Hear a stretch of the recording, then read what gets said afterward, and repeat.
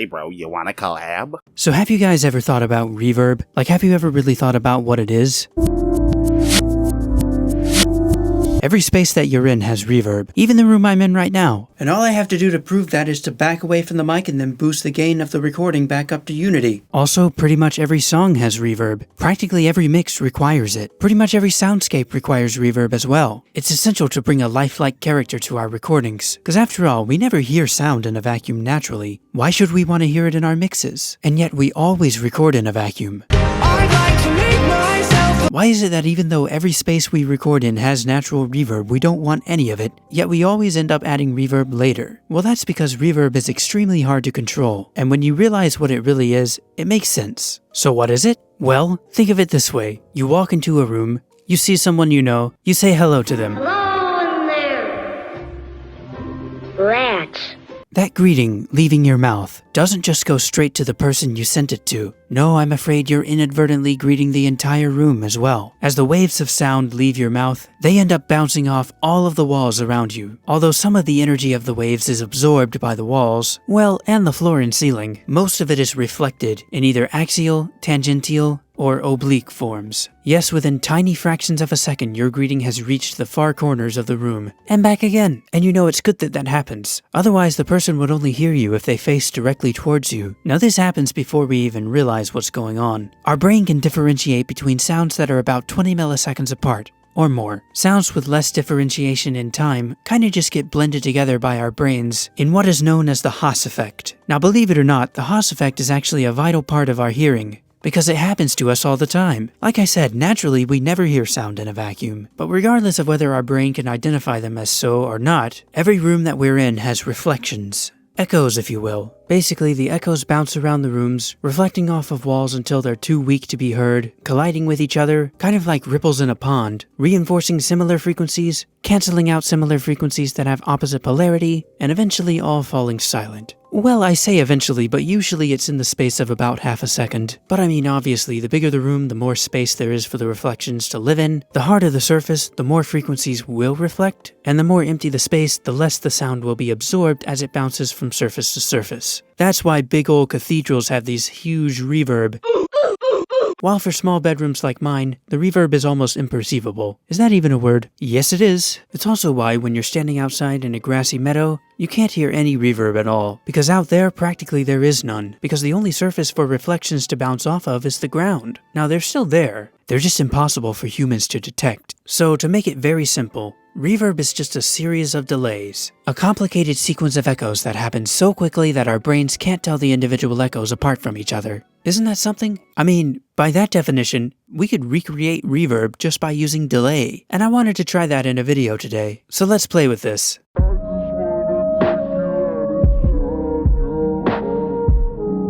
So here we are in Studio One, and I've just laid down a little electric piano part here.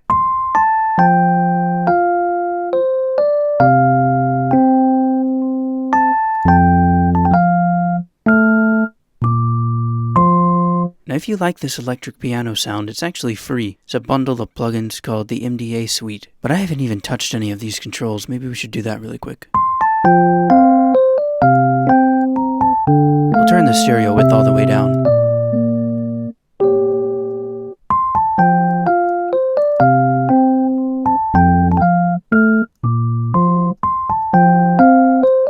Overall, I like the sound of it already. So we've got it sent to this effects bus right here, which feeds this return, which we'll call verb. Now here we're going to start with the analog delay. The reason why is because we can desync it and now we can choose the time in milliseconds rather than beats. So let's just turn it down to the fastest it'll go.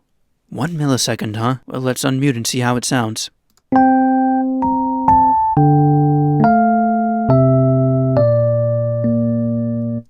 Doesn't sound much different, huh? Let's turn the high cut off. Let's make the width stereo. We'll make it input from the left and see if that changes anything.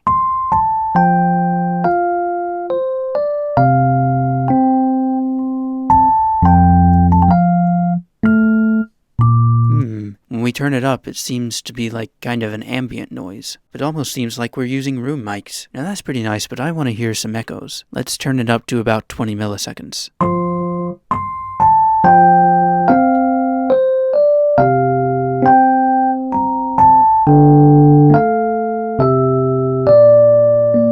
That just sounds like we're using multiple mics and one of them has some latency. Let's turn up the feedback.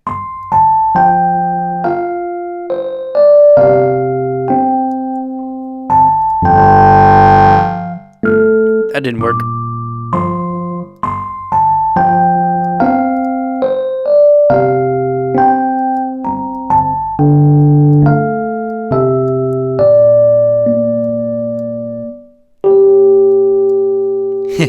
Well, that made it sound robotic. I think it's because that's probably just too many echoes in a short amount of time. We'll turn it back down to about 50. See what happens when you turn up the time.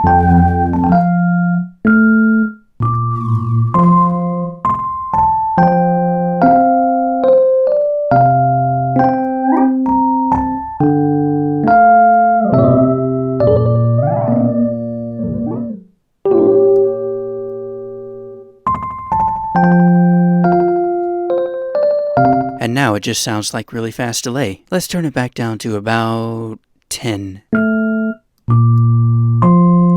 Let's keep going. More and more delay until we figure this out.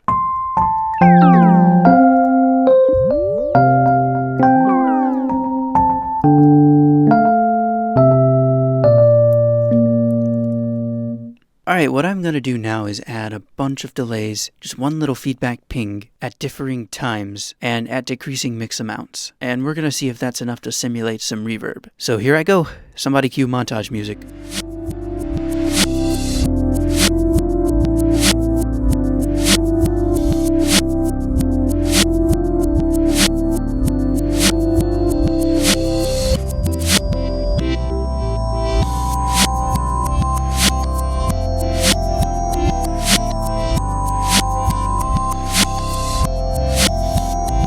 This reminds me of that 100 layers challenge from 2016.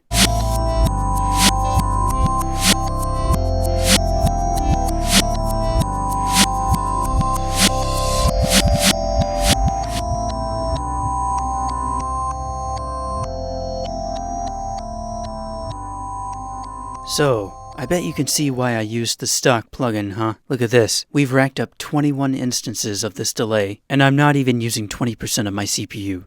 So for the record, I have no idea what this is going to sound like. I mean, we've got everything from that first delay that we put in, that kind of simulated room tone.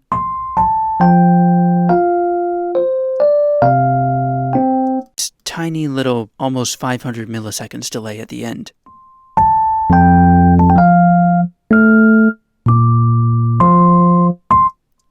Oh, I heard it. Did you? It's there. It's very tiny, but it's there. It's almost like when you do those hearing tests at the doctor's. Anyways, now I think it's time to bring them all in. Here we go.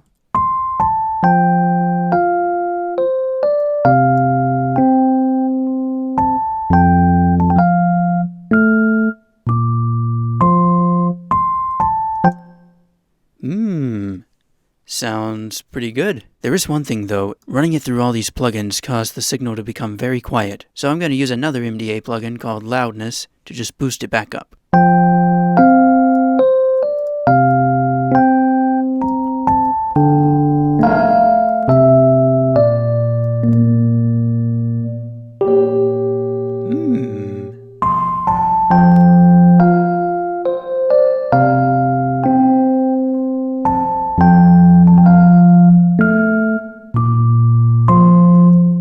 Luckily, in Studio One, we can listen to the effect by itself. Let's check it out. Not bad. So, to extend it, let's turn the feedback of the later hits up some. Cue some more montage music.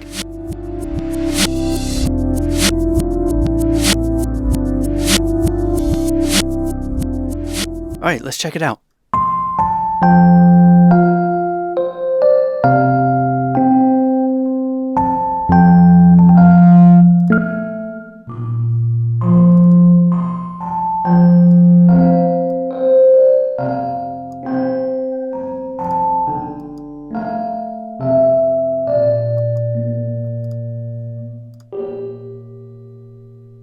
Now I wonder what happens if we make this first one not be input left. It'll probably all be mono.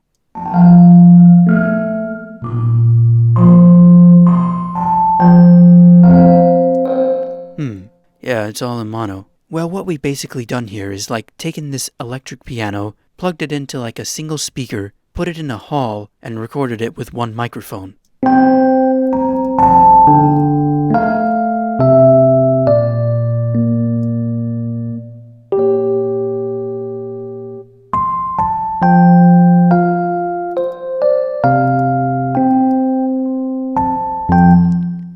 Let's make this last one really, really late, just for fun. Turn the factors down, turn the mix up some so it's heard more. Let's turn saturation up too.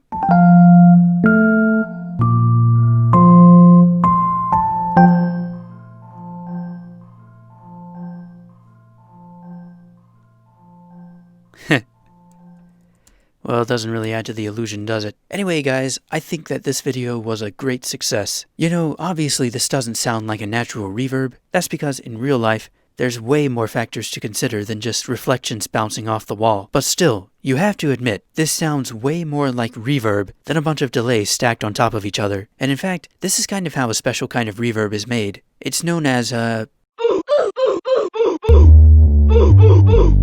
And see, the thing is, sometimes natural sounding reverb isn't what you want. Sometimes this artificial sounding reverb can actually sound pretty good. Usually if you're going for more like a special effect, like if you want something to sound reverbed, this is the kind of reverb you would use because it sticks out in the mix. If you just want something to blend in with the rest of the mix, then you'd haul out a more natural sounding reverb.